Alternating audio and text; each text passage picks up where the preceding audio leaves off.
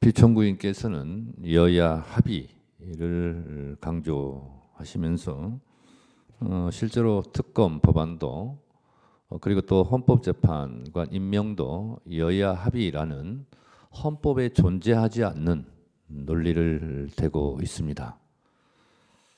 비판받지 않는 영역이 진리라면 정책과 의견 주장은 항상 비판이 있을 수 있고 진영에 따라서 이익과 손해가 있을 수 있습니다.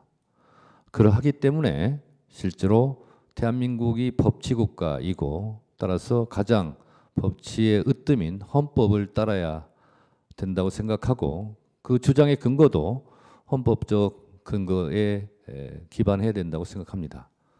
그렇지만 여야 합의라는 근거는 헌법 어느 조항에도 국회법 어느 조항에도 존재하지 않습니다. 오히려 헌법 제49조에서 규정하고 있는 국회 의사결정은 다수결로 하라라는 그 규정을 정면으로 부정하는 말이 바로 여야 합의라는 핑계 근거라 할 수 있습니다. 예를 들면 김건희 특검법이나 최상병 특검법 같은 경우도 제2요구권을 행사했습니다. 그것이 통과되면 윤석열 정부 정권의 불이익이 되기 때문에 그렇게 하지 않은 것 아닙니까?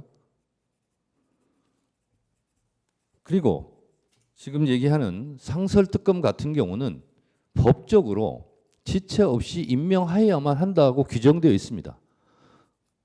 그런 규정에도 불구하고 여야 합의라는 존재하지 않는 법적 근거를 대는 것이 과연 헌법적 의무를 이행해야 될 국무총리, 그것도 대통령 권한 대행으로서 해야 될 언행인지는 국민 여러분들께서 판단하시리라 생각합니다. 헌법에 규정된 제77조 전시나 국가 비상사태에 준하지 않는 상황임에도 비상계엄을 했다 하여 대통령 윤석열을 헌법적 그 근거에 의해서 탄핵까지 한 대한민국입니다.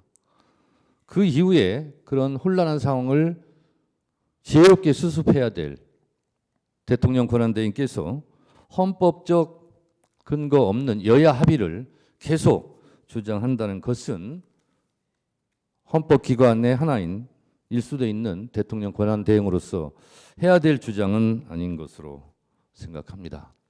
또한 헌법재판관을 임명하지 않는 것은 헌법재판소법에서 규정하고 있는 의무를 이행하지 않았다라고 생각합니다. 만약에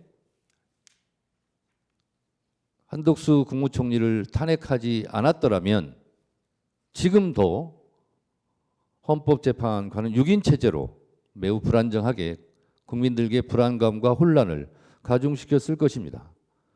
그래서 국회는 한덕수 국무총리를 탄핵할 수밖에 없었습니다.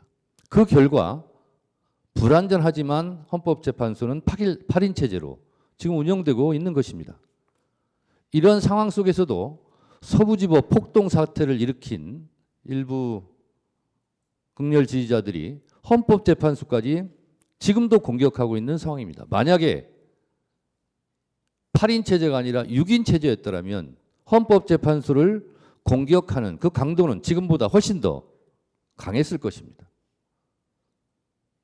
이런 위험천만한 상황이 예견되었음에도 불구하고 대통령 권한대행으로서 헌법재판관을 임명하지 않은 것 자체가 대한민국을 매우 혼란에 빠뜨릴 위험천만한 일이었을 뿐만 아니라 대한민국 헌법 수호의 최후의 보루인 헌법재판소마저 위험에 빠뜨릴 수 있는